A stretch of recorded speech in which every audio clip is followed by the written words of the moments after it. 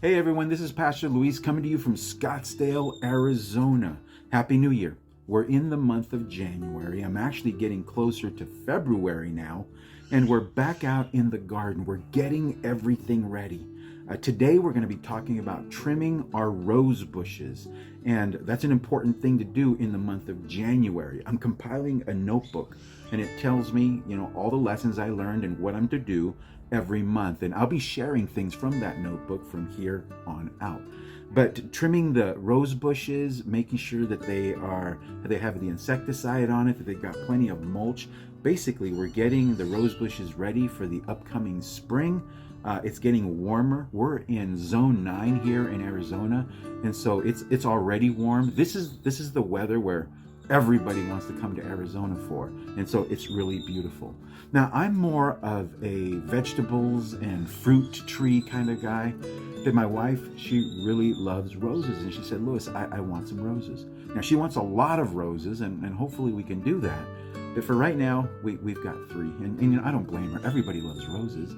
Roses are a symbol of affection, of purity, of love, of friendship.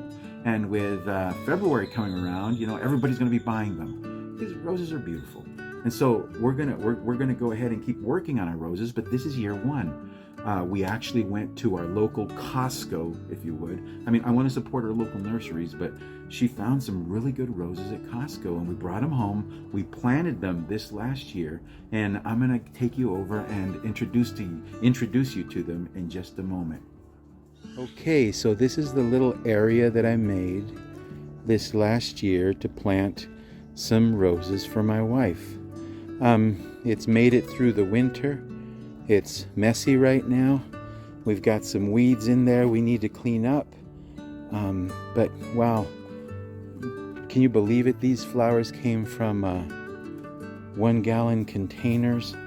Here in Arizona, we've got some issues with Bermuda grass, and so I can see that I've got to deal with that too. I put this little fence around the plants because my dogs like this really nice cool soil in the summer, and they like to get in there and dig, so I'm hoping that keeps them from getting into these. Well, let me introduce you to these flowers. This one just recently lost some of its buds. This is a hybrid tea rose. It's called a peach swirl. It's really nice and green. It's a little smaller than the others, but it's doing well. This one is a Floribunda rose. I don't know if you've heard that before. Look how nice this is. And that right there tells you what it means to be a Floribunda rose. Whereas this other hybrid tea rose that I just showed you, it has 1 stem and 1 flower. The Floribunda has a various amount of flowers on 1 stem. So they come out in bunches, as you can see. And this one's been the best and strongest grower out of the bunch here. You can see how many flowers were here on this at one time. This one is called a Moonlight in Paris, a Floribunda rose. Over here we have one that, oh my gosh, that's so pretty. Look at the deep green in those leaves, and that pretty flower that's coming in. Some in the back that are just getting ready here to be done. This is another hybrid tea rose. You only get 1 flower per stem, and this one's a Julie Andrews rose, a hybrid tea rose, and boy, are they beautiful. No wonder my wife loves them. And so these are the 3 that we have. We may be planting a few more, but as you can see deep inside here, the plants aren't getting sun because they're so crowded, and that's the whole point of trimming. We've got to trim out some of this area so that air and sun will get in. You can see something was on these leaves here, and I'm going to trim that out, make sure that that's not something that's going to spread. Have some of that over here. But altogether, the instructions for these was that they desired 6 to 8 hours a day of good direct sunlight. And I think that here along this wall with a western exposure, they've been getting that. Here amongst the roses in the bottom, you probably saw we put some marigolds, and they just kept growing, so we left them. But now it's time to take up the fence, to clean up this garden area and to trim back the roses. So aren't these roses beautiful? It doesn't seem right to trim them, does it? It's counterintuitive right now. It's got some new growth, some beautiful little flowers. And see, that's the problem. Being in Arizona, we get such amazing weather. It's so warm and nice here that the flowers are going to continue to bloom all the way through till summer. And so even though it seems counterintuitive, we have to trim the plants so that they will flourish and they will be healthy. They'll get plenty of sun. We need to take care of them. It just doesn't seem right, but we have to do it. So once I start, I'm going to be looking for any dead branches.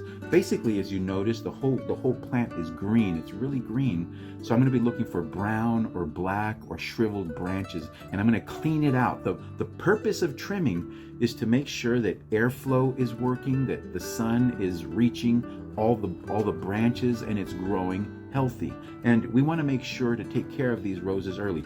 Because my roses are 1 year in the ground, I'm not going to be as aggressive as others might. You may see other videos. I'm not going to be so aggressive because they're still tender, they're still new, their stalks are still growing. So for at least for this year, I'm only going to go maybe a third of the plant is going to be trimmed off. And I'll show you how to measure that in just a little bit. Now, in order to do this, we have to have the right tools. Now, you're not going to mess with rose bushes unless you have gloves. Why? Because they have these, I cut this earlier, these incredible thorns. Well, now, I was told if I'm going to be a gardener, I need to get the language correct. And these things right here, they are vicious, aren't they? But they're not thorn. They're called prickles. And there's a difference between thorns and spines and prickles. So roses, for all of you folks who are into roses, these are not thorns, these are prickles. And if you're going to deal with these, they catch on to everything.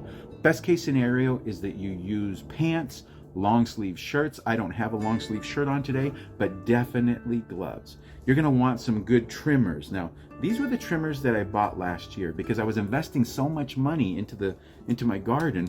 I basically bought the least expensive ones I could find, and they're already broken. They're not working great.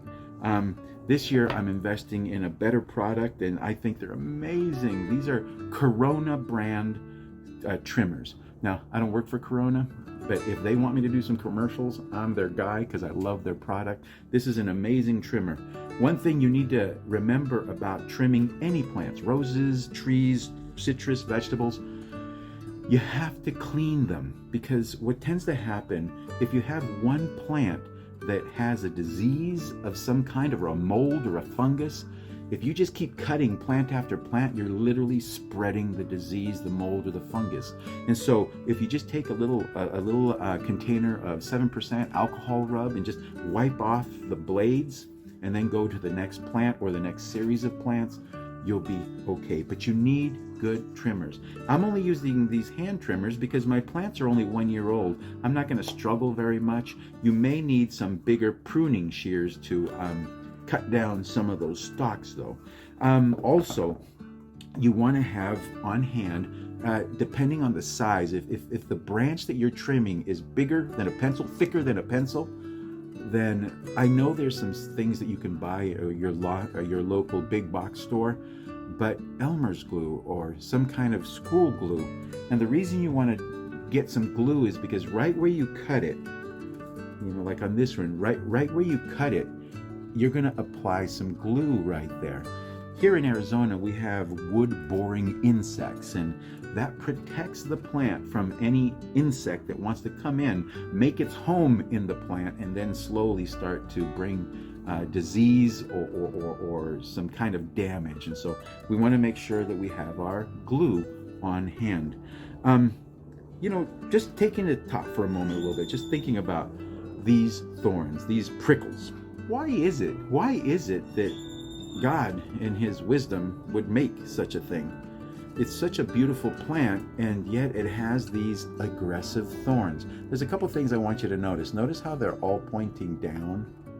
The thorns themselves, the prickles, excuse me, I've got to get that language right, They're all pointing down. I can tell you right now, these are sharp, they're pointy, they're gonna grab onto anything that comes near them. Well, part of the issue is that the plant wants to protect itself because it has predators, whether it's deer, goats, rabbits. There's some animals that just love the idea of munching into a nice, tasty rose flower. And so the rose, although it can't stop them from eating a lot, it won't let them eat all of their flowers. And so it's the basic plant defense system.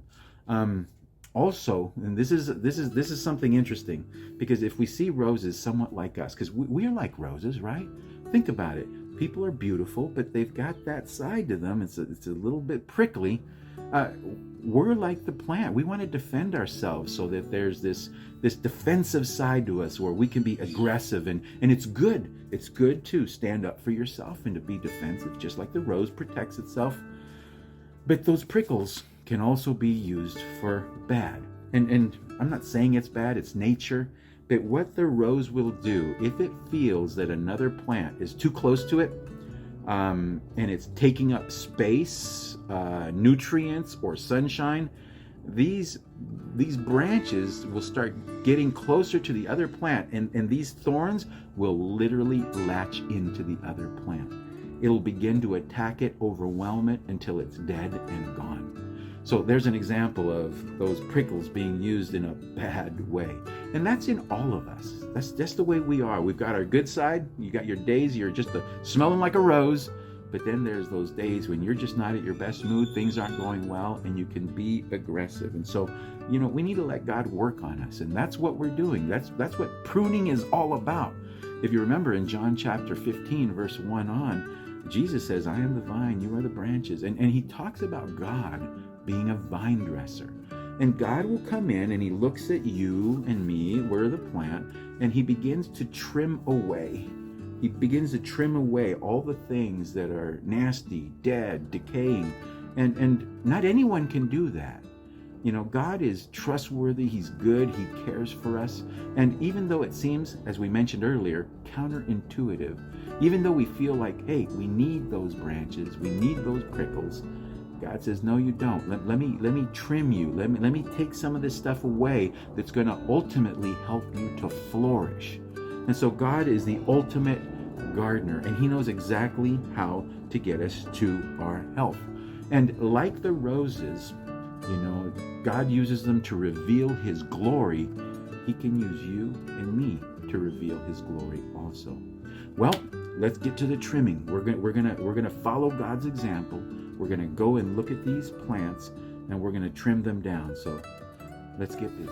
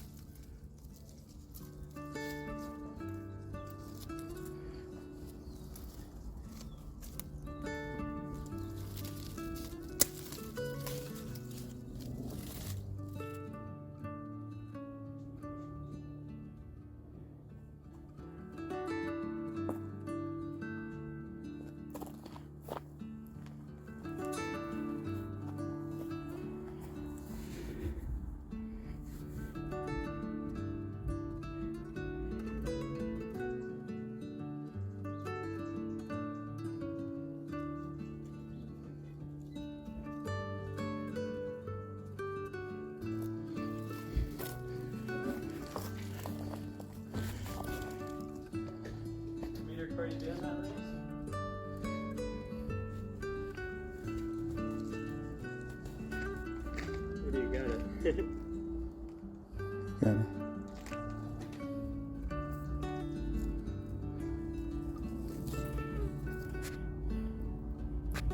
Okay, we got it done. If you noticed, we were taking out all the brown and black, any branches that were dead, if there were leaves discolored. Because it's these plants' first year in the ground, I didn't really get too aggressive with it. Normally they say you want to cut right about 2 feet of height. I gave it a little bit more. And I did try to clean out the center though. Anything that was growing to the center so that airflow can happen and the sun can hit all of the branches. I'm waiting to see what this produces coming into spring. The plants look healthy, and I'll keep you updated as we go. Just remember, I may not be the best trimmer in the world, but God is, and just kind of think about what we talked about. If God can use these roses and trim them and prepare them for health, and do something so beautiful that he says, look, they declare my glory, how much more could he do with you? How much more could he do with me? Well, until next time in the garden, I'm always pulling for you.